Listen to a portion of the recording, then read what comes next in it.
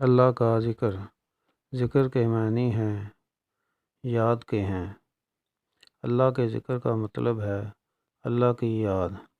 یہ کوئی مصنوعی چیز نہیں، وہ اللہ کی معرفت کا لازمی اور قدرتی نتیجہ ہے۔ جب کوئی آدمی اللہ کو اس کی عظمتوں اور قدرتوں کے ساتھ پاتا ہے تو اس کے اندر ایک روحانی ہلچل پیدا ہو جاتی ہے۔ اس کے بعد اس کا یہ حال ہوتا ہے کہ اس کو ہر وقت اللہ کی یاد آتی رہتی ہے۔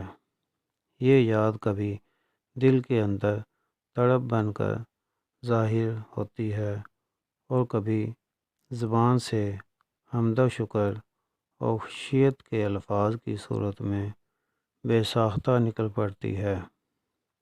اسی کیفیت کو اللہ کی یاد کہا جاتا ہے۔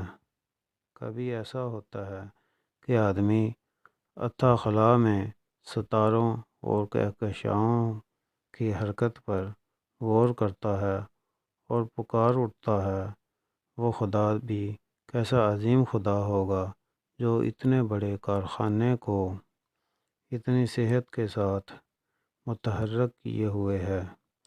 کبھی وہ درختوں اور پہاڑوں اور دریاؤں کے پرکشش مناظر کو دیکھتا ہے اور ان کے حسن اور معنویت کا ادراک کر کے حیران رہ جاتا ہے۔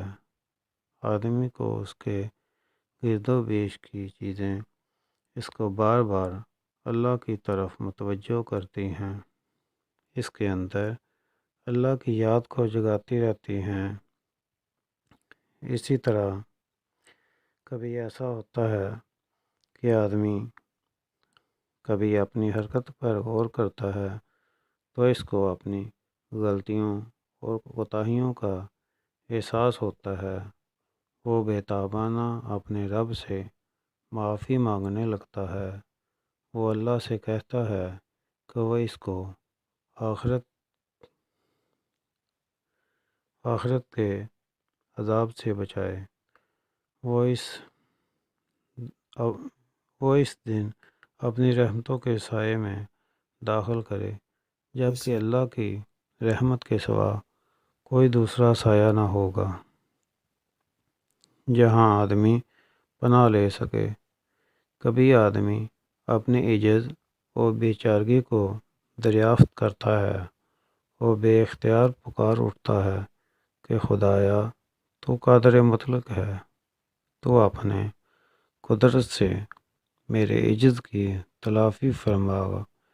انسان کے دل میں انہی زبانی احساسات کا پیدا ہونا اور ان احساسات کا الفاظ کی صورت میں ڈھل جانا، اسی کا نام ذکر ہے۔ ذکر اللہ کی یاد ہے، سب سے بڑی حقیقت کی یاد۔ جو چیز سب سے بڑی حقیقت کی یاد ہو، اس کا تجربہ بھی سب سے بڑا تجربہ ہوتا ہے۔ اس تجربے کا کسی کے دل پر گزرنا اتنا بڑا واقعہ ہے کہ جس کو لفظوں میں بیان کرنا ممکن نہیں۔